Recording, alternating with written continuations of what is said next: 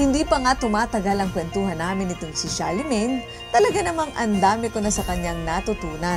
At syempre, kasabay ng aming kwentuhan ang masasarap na specialties ng Little Asia.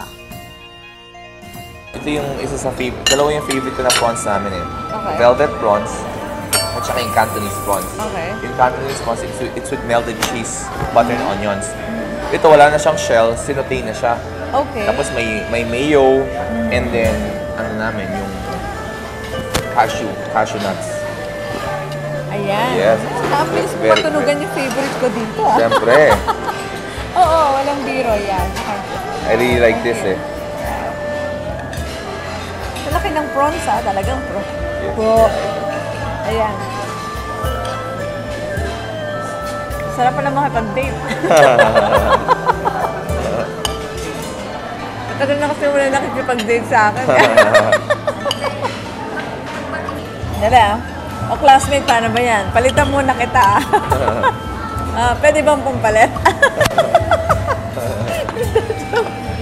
Nakausap. Ayan, di ba alam, makinig ka mabuti kasi ang dami yung binibigay. Tip, alam po, ang dami mo ng negosyo eh, di ba? So, eto. Ayan sobrang sarap. Day ka? Ingit ka pala. Next time, kain ka rito. O, diba? Pati, Like ito, di ba? Ito Chinese food to eh. Ito rin Chinese eh. Nagkataon, sabi yung isa yung crispy chicken. Okay. Ayan, tikman ko nga itong rice.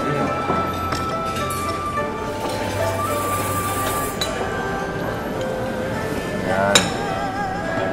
Ayan. Dahil dyan, kaya kami may restaurant. Kung wala yan eh, hindi kami maglalakas loob mag-open. Pero, yung chicken, yung natural chicken na ginagamit 40 days na tinatawag. Ha? Yung ordinary yun, chicken lang siya. Kaso lang, it's the method on how we cooked it eh. Okay. Nilalagay namin sa broiler. Pag broiler na, piniprito namin, tapos ini-air dry namin para mag-sink in lahat ng sauce. Kaya, para siyang Peking duck eh. Oo nga, yung tsura Tapos ang kintab, di ba? Yes, ang crispy. yes. What's your favorite part, Aida? Eto. Okay. Okay. Favorite mo rin, Sarah? Ano bang favorite part mo, Aida? Classmate, favorite mo rin? Mula 2005 ay umani ng sunod-sunod na parangal ang Little Asia mula sa pagiging top Asian restaurant at most outstanding authentic all-Asian cuisine.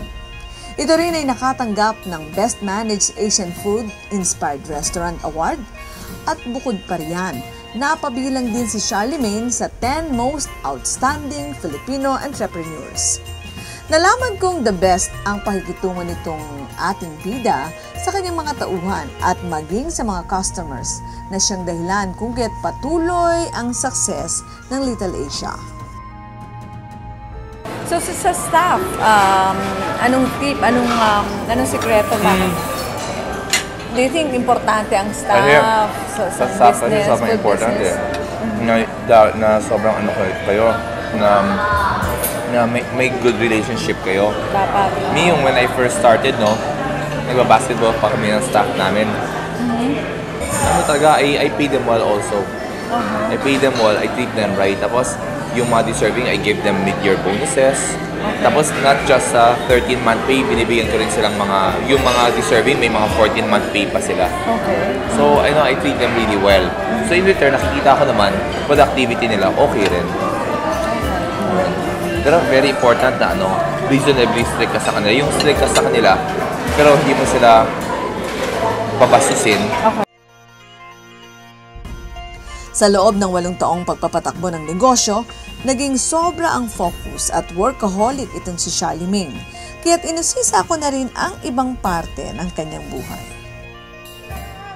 Would you believe, I don't know anybody who has ever done this before. Yung nag-open kami in December 16, 2001 hanggang mga May 2003, I was working 7 days a week.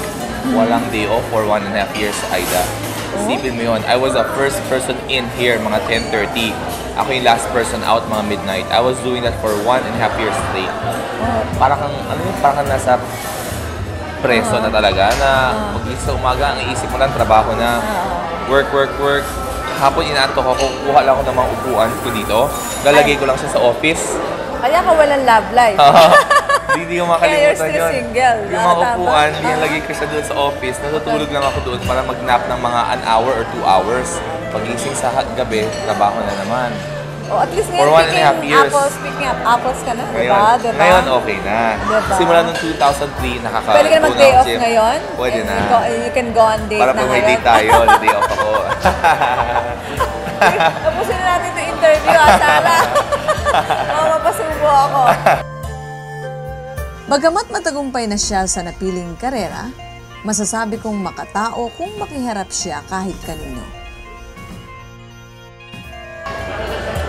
So kapag wala ka dito, although sabi mo, lagi ka na dito. Oo. Pero usually, pag weeknights Oo, naman, what do you weeknights, I play basketball. I play basketball 3 times a week. Sobrang that's my passion eh. Sa gabi talaga, alam mo yung minsan stress ka sa trabaho, looking forward ka sa gabi talaga, tumakbo, makipag-trash talk with your friends. I mean, lalo. That's really my passion, basketball. Okay. And then, pag nasa bahay ako, nagko-compute kasi ang office ko sa house eh. Nagko-compute ako sa house, nagbibilang-bilang ako, naka-on lang palagi yung basketball TV. Na talagang nanonood ako, kahit hindi ako makakanood, narinig ko lang, compute ako. Really love basketball. Tapos mo, nag-gym ka pa Yes. yan kasi Pag sa you're hapon, big, I lift weights eh. Ang favorite ko talaga, basketball, number 1. Number 2, I go to the gym. I go to the gym 4 times a week. Parang, kaya pag hapon, di pag busy, I work out. I like watching movies. Or DVDs, okay na yan. Siyempre si Aida. Okay, hindi sumakot. Showbiz ka rin eh. Charlie May, showbiz ka. Bukod sa pagiging simple, ay palabiro rin itong si Charlemagne. Kaya naman na-enjoy ko ang aming dinner at siguradong babalik-balikan ko ang nag-iisang Little Asia.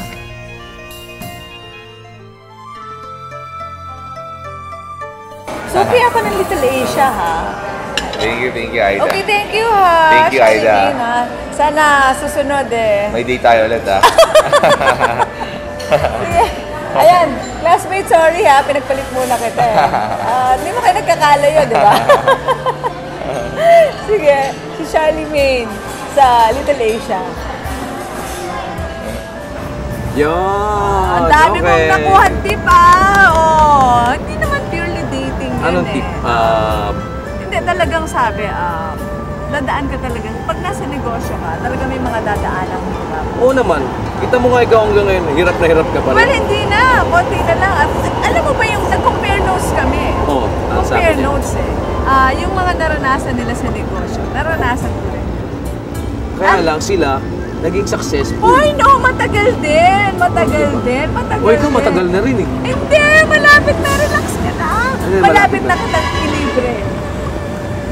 Eh, nagpunta nga ako Kasi dun sa pagka- Wang Philippines eh. Di mo lang ako napainom ng kape. Ito ang gawin mong palatandaan. Sinilibre mo pa Pagka ako. inilibre kita, sabihin nun, okay na negosyo. Naku po, maghintay ako ng... maghintay ako ng... Bimila ka, malapit na. Bahala ako. Okay? O sige, so Kakape marami na lang tayo. ako. Sandali. Oh. Paalam muna tayo sa spotlight. Paalam pa ako, Paalam tayo. talaga. Dahil next week ulit spotlight, no?